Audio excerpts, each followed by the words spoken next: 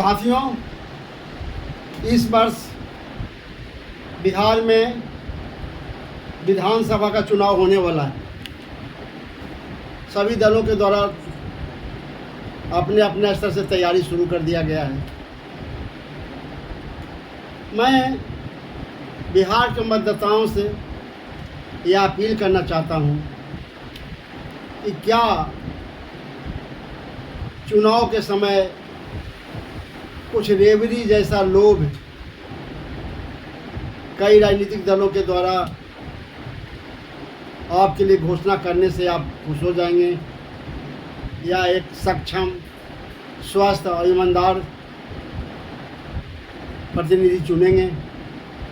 आज राज्य पूरे देश में सबसे निचले पायदान पर है।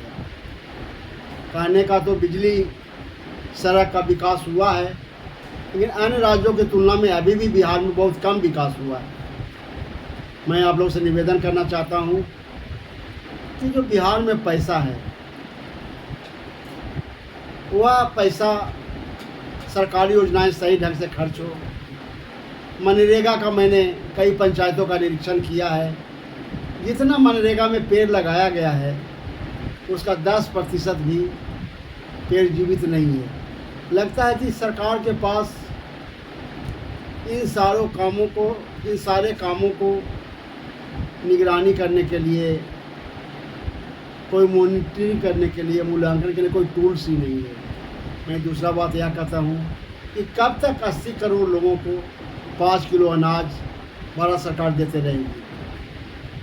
मछली पकड़ने का अगर अकल सिखा दिया जाए तो मछली देने की ज़रूरत नहीं है। गरीबी रेखा से ऊपर उठा दिया जाए, हर हाथ को काम दे दिया जाए, कुछ न रोज़गार की सुविधा दे दिया जाए। कि 5 किलो अनाज से 2 तरह का घाटा हो रहा है।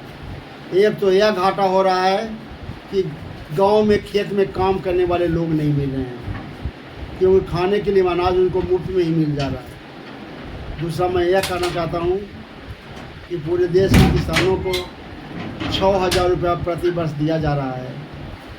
इसके बदले उन्हीं के द्वारा जो खाद का उपयोग किया जा रहा है, उसमें प्रत्येक किसान से 15 से 20,000 रुपया टैक्स में वसूला किया जाता है। तो 6,000 रुपये के बदले 15-20,000 रुपया टैक्स में आपको आप दे रहे हैं। इस तरह से कई चीज़ों में टैक्स दे रहे हैं, खाद में दे रहे हैं, बीज में दे रहे हैं, कीटनाशक दवाई में दे रहे हैं। तो फिर आपको कहाँ 6,000 मिल रहा है? आपसे तो 6,000 दे करके 20-25,000 30,000 प्रत्येक घर से लिया जा रहा है। ऐसी स्थिति में हम अभी से एक तैयारी करें कि हमको 5 किलो अनाज नहीं चाहिए, हमको अधिकार चाहिए, हमको रोज़गार चाहिए, हमको अपने अनाज का बढ़िया दाम चाहिए और महंगाई कम चाहिए। क्योंकि आज किसी का औकात नहीं है कि 1 लाख रुपया में 10 ग्राम सोना, यह क्या हो रहा है? कौन गरीब 1 लाख रुपया में 10 ग्राम सोना खरीदेगा? मनमोहन सिंह की सरकार 70 सालों में, कांग्रेस की सरकार कहिए 50 से 60,000, 50,000 के आसपास, अब 10 सालों में 1 लाख के आसपास। इन सारी चीज़ों पर कहीं कोई चर्चा नहीं हो रहा है। तो हम जाति और धर्म से ऊपर नहीं उठेंगे दोस्तों, तो लूट जाएंगे, बर्बाद हो जाएंगे, और शहर में अगर पलायन भी करेंगे तो वहाँ भी बुरा स्थिति में फंसेंगे। इसलिए सोचिए, विचारिए, और इस चुनाव में जो भी दल आपके पास आए, आप अपने गांव का एक मांग पत्र बनाइए और सारे उम्मीदवार से दस्तखत करवाइए कि अगर ये सुविधा आप जीतेंगे तो जाएंगे, यह सुविधा आप देंगे, अगर जीतेंगे तो हमारे मांगों को विधानसभा उठाएंगे, तभी आपको वोट देंगे। और जो उम्मीदवार जाए सबसे दस्तखत कराइए। देखिए आपका हालत बदल जाएगा, आपका तकदीर बदल जाएगा, राज का भाग बदल जाएगा। जय जगत।